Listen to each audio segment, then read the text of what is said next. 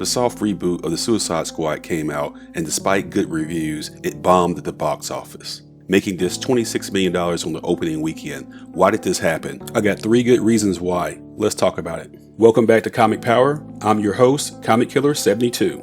Welcome to another episode of The Quick Flip. This is the program where I go over comic book industry news in a short period of time. Please subscribe to this channel and click on the notification button as well. It will remind you when new videos drop. Alright, let's get right into it. No one was expecting the Suicide Squad to come out and do Black Widow numbers, which were $80 million at the box office, $60 million on the Disney Plus, which totals $140 million. Nobody was even expecting for it to do Fast 9 numbers, which had a $70 million opener. But no one expected for the Suicide Squad to do Mortal Kombat numbers. Let's take a quick look down memory lane to see why was the soft reboot needed in the first place.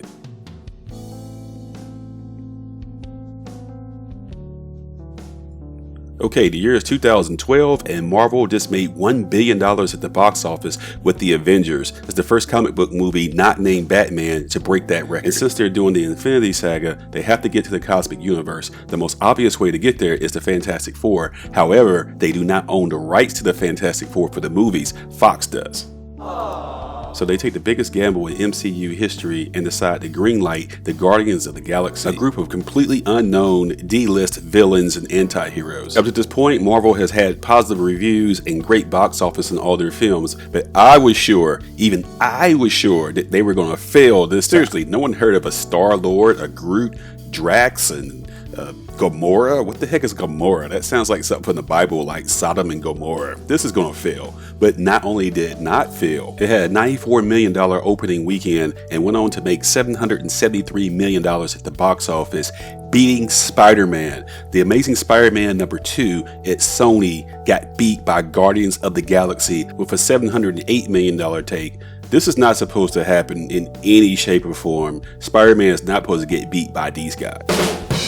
So Marvel is really smelling itself and puts on a symposium where they announce a big slate of new movies that are coming out, which are going to be Doctor Strange, Captain Marvel, Black Panther. The next Captain America movie is going to be Civil War, and of course the Inhumans, but we're not going to talk about that. And Marvel eventually works out a sharing deal that will bring Spider-Man into the MCU and put him in Civil War, which comes out 2016. At the time of the symposium, DC is only one movie into their cinematic universe with Man of Steel, which had a $662 million box office, which was much lighter than what they were expecting, and the reviews were mixed. So DC only had one movie in, and Marvel was working on their 10th movie. And DC had more famous characters than Marvel at the time, so it didn't make any sense why they were so far behind. So DC responds to Marvel with their movie list, and it's going to include Batman vs. Superman. So for the first time ever, Batman and Superman are going to exist in the same universe, in the same movie. They're going to fight each other, and on top of that,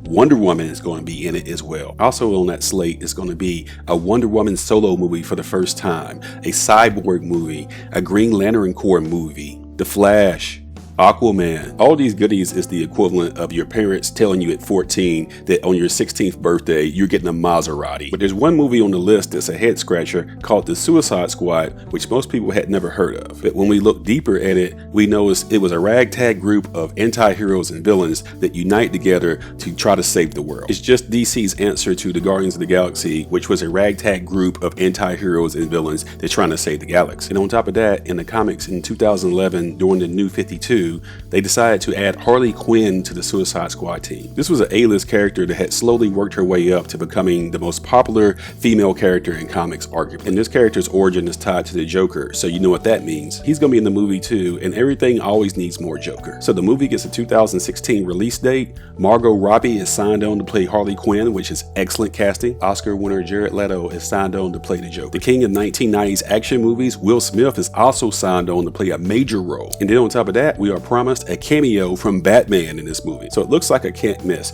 You have an appearance from the greatest superhero of all time in Batman. You have an appearance from the greatest supervillain of all time in the Joker. You got the first appearance of Harley Quinn in live action. And you got freaking Will Smith in your movie. Come on, you can't mess this up. So DC doesn't release anything for 2014 or 2015. They give them time to get their stuff together. And fans are like, okay, we'll wait, because what you're talking about is going to be monumental. And in between that time, Marvel keeps rolling, releasing Avengers Avengers Age of Ultron, which makes $1 billion. They release Ant-Man, which introduces the quantum realm, aka the microverse. And then they release Civil War, which is the first MCU appearance of Black Panther and Spider-Man, which also makes $1 billion. And finally, after all the hype in the world, Batman vs. Superman comes out and is a big disaster. It underperforms at the box office, and most casual fans don't like how dark it is in tone. At this point, the executives at Warner Brothers start to panic because they noted the Suicide Squad, directed by David Ayer, which is in production, is also promising to be dark. So they do some reshoots to make it funnier, and the final cut of the movie is done by the trailer company instead of the director. They took it out of his hand. The movie does pretty good at the box office, so it's $746 million, which was pretty much in line with what they were expecting, but the movie is critically panned. Most people don't like the Joker, and the tone is all over the place from very serious to very silly, which could be fun if executed correctly, but this Frankenstein patchwork of a movie is just a disaster. So the DCEU is off to a shaky start, and then here comes Wonder Woman to save the day with a great box office and great reviews. It's their best movie to date. But all that goodwill is traded in by Justice League, which is basically the Titanic sinking. His problems are well documented. I don't have to rehash them. Then a whole year goes by and they release Aquaman, which surprises the box office and makes $1 billion and gets great reviews. Shazam comes out in early 2019 and gets good reviews, and the box office is okay based on what they were expecting out of the character. The budget was much smaller than their typical superhero movie. And then things go off the rails again with the release of Birds of Prey in early 2020, which disappoints at the box office and doesn't age very well. It's pretty forgettable. Then of course COVID-19 flares up in America in spring of 2020 and throws off everyone's plans. Wonder Woman 1984, which was supposed to come out in June of 2020, is pushed back to December, has a limited release in theaters for obvious reasons, and is released on HBO Max, and is probably one of the worst superhero movies of all time. Then they smartly released the Snyder Cut, which is Zack Snyder's original vision for Justice League, and it turns out to be pretty good. It's released on HBO Max in the spring of 2021. Which brings us to the Suicide Squad reboot, which was released in summer of 2021, which is directed by James Gunn, the same director who did Guardians of the Galaxy for Marvel. James was well known for making his left-leaning political views known on social media, which made him the target of right-wing trolls who dug up some old tweets that he made 10 years ago, which were lewd and crude but satirical. Disney overreacted and decided to fire him from his gig at Marvel. James, at mid-era, apologized for the old tweets, and Warner Brothers, the competition to Marvel, swooped in immediately and hired James to fix Suicide Squad for them. And despite positive reviews from critics and fans alike, and an R rating which makes sense for this material, the movie bombed. And I mentioned in the beginning there were 3 reasons why, so let's go over those now. Reason number 1 is the name. The first movie that came out in 2016 was called Suicide Squad. This one is called The Suicide Squad. So is it a reboot or is it a sequel? Well, apparently you're saying it's a reboot because it literally has the same name. And the first one only came out about 5 years ago, so you may be confusing fans who may be thinking that the Suicide Squad of 2021 is just one of those Snyder cuts or something like that, because Margot Robbie and Viola Davis and Joel Kinnaman and Jay Courtney are reprising their role. So you may have confused casual fans. You should just called it Suicide Squad 2 and just ran with it, or just call it Suicide Squad 2 the reboot and make fun of yourself as a self-aware joke, sort of like a Deadpool type thing. Reason number 2 is Wonder Woman 1984.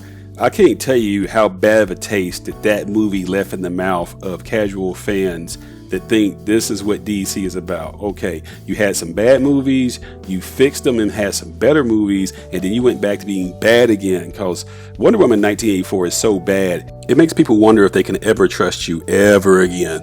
And reason number 3 why it failed is that the movie was released in the theaters and on HBO Max at the same time, but the HBO Max was not a premium access. It was absolutely free out there, which has got to be the stupidest thing I think they've ever done in the history of Warner Brothers. With this film being available first run on HBO Max and COVID raging, why would I pay to go see this movie in a theater? That doesn't make any sense. That's like going to an NFL game and at the box office they're selling tickets, but right around the corner they have the gate open for people to come in free. So Marvel released Black Widow in theaters and on Disney Plus at the same time, but on the Disney Plus side it was a premium access where you had to pay like $30 to see it. And this allowed Disney to make $80 million at the box office for the movie, but another $60 million for the premium access. But for the Suicide Squad there was no premium access on HBO, It makes me wonder, is Warner Brothers ran by a bunch of idiots? Well, maybe they are, because the former CEO, Kevin Sujihara, was forced to resign for having an inappropriate relationship with an actress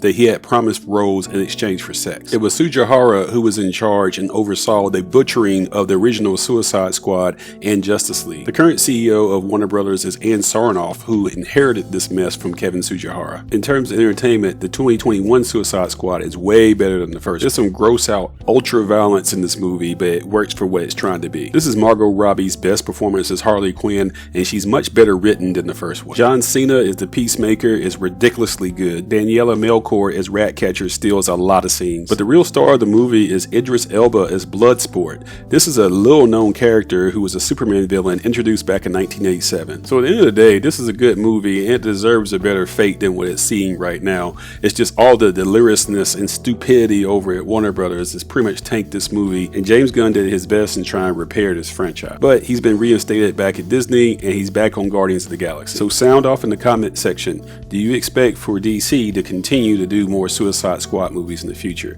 Do you want to see more of them? Can they do them without James Gunn? Can they find another director that can do them in this type of style? Is the parent company of DC, Warner Brothers, ran by a bunch of idiots like I think? Do you have any faith that the future Flash and Batman movies will be any good? Be sure to speak up in the comment section, and thank you for watching.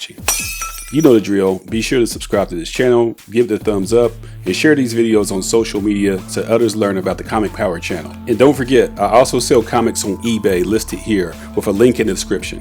One Stop Thrift and Comic Power are run by the same guy. That would be me, Comic Killer 72. I also have 100% feedback, by the way. And once again, thank you to my subscribers and my viewers who support Comic Power. Until next time, this is Comic Killer 72 for Comic Power saying bye-bye.